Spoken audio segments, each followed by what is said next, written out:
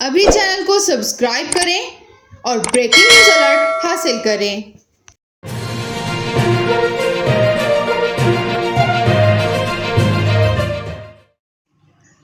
पाक फ़िज़ाइया का तरबियती त्यारा मामूल की ट्रेनिंग मिशन के दौरान मियांवाली के करीब गिरकर तबाह हो गया।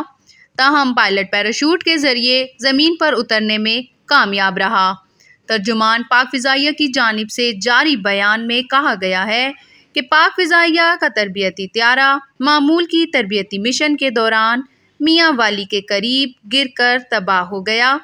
तर्जुमान ने बताया, ज़मीन पर किसी जानी माली नुकसान की इत्तला नहीं मिली। उन्होंने बताया, एयर हेडक्वार्टर्स के वाक़ये की वजूहात जानने के लिए बोर्ड ऑफ इंक्वायरी तश्कील दे दिया है।